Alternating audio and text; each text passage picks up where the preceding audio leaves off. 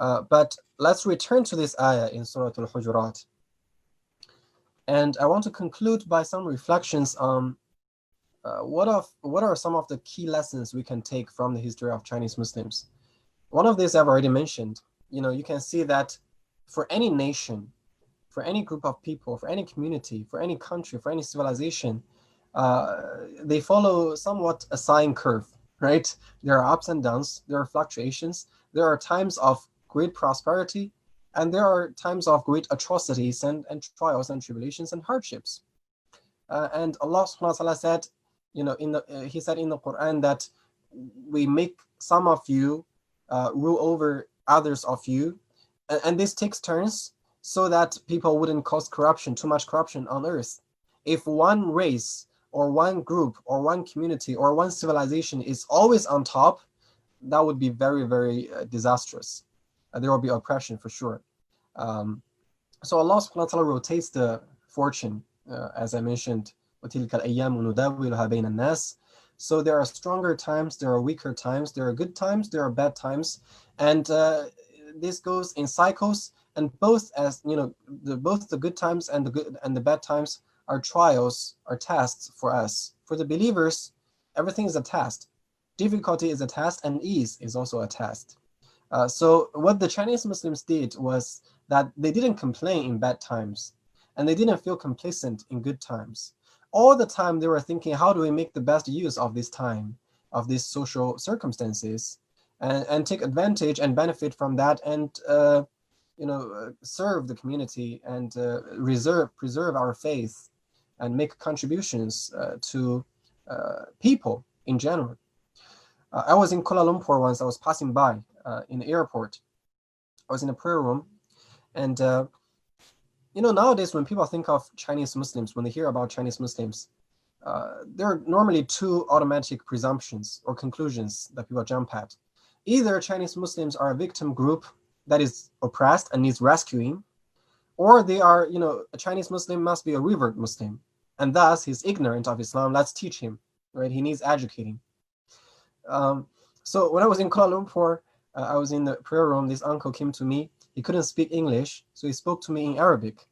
And I managed to have a short conversation with him with my broken Arabic. And he asked me where I'm from. I said, I'm from China. And he just looked very worried. And he said, al-musibat kathira fi Sin. There are a lot of trials in China. And I just said, al-musibat lil muslimina fi kulli makan. There are trials and tribulations for Muslims everywhere you go, everywhere in the world. لأن الدنيا سجن المؤمن وجنة الكافر. The Prophet ﷺ told us that this world, the life of this world, is a prison for the believers and a paradise for disbelievers. So it's a default condition that believers will be tested wherever they are. And the tests come in different forms, right? Sometimes it could be the tests of difficulties and challenges and hardships, but there could also be tests of ease. And I would say more often than not, the tests of difficulties, the tests of ease are harder than the tests of difficulties, because difficulties and challenges make you vigilant. And when you are vigilant, you're better at preserving, you're better at protecting, you're better at continuing and sustaining your faith. So that's one thing we need to understand, that we shouldn't really always complain about our time, because time is like a sine curve. There are good times, there are bad times. In individual life, it's like that. In a civilization, it's like that. In a faith community, it's like that. In a religious tradition, it's like that. Right? We've had our golden age, and now perhaps we're not so strong, but we can see a tendency for revival already. The Islamic revival is already happening, is on place. So we shouldn't become hopeless or desperate in the bad time, and we shouldn't become complacent in a good time. Rather, what the Chinese Muslims did was that they were always vigilant, and they always try to make the best of their social and temporal circumstances. So that's one thing we can learn. Another thing we can learn is that, how come when in some Western countries you still have bigots who would come to you as a Muslim and say, go back to your country? Of course, you would answer, this is my country. But there are always people like that, right? No matter you call them I don't know what's the term for them, but they're white supremacists, for example. They're xenophobes, I think is a better term. There are xenophobes who always tell you, go back to your country, right? You're Muslims, don't practice your religion here, go back to your countries.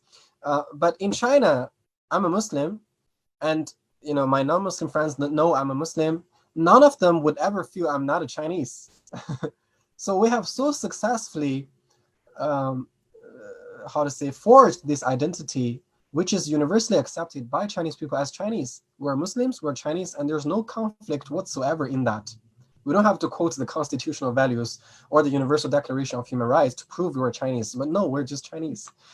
Because actually, as I've demonstrated during the Tang Dynasty, during the Yuan Dynasty, that was more than 1,000 years ago or 800 years ago.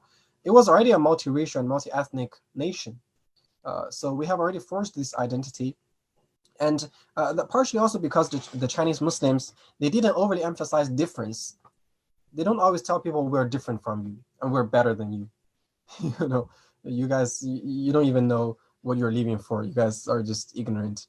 They didn't overemphasize that.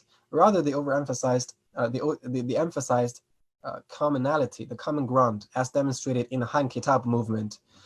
They tried to show the Chinese people, non-Muslims, that we have much more in common with you than you would think. We have a lot of similarities. Let's talk about the similarities. Let's talk about what your ancestors also practiced. Let's talk about what Chinese people also believe that we believe, right? So yeah, in this ayah, so I'm concluding with a term called Islamic interculturalism, which is actually my current academic interest. I'm writing a dissertation about a multicultural and intercultural education in Hong Kong.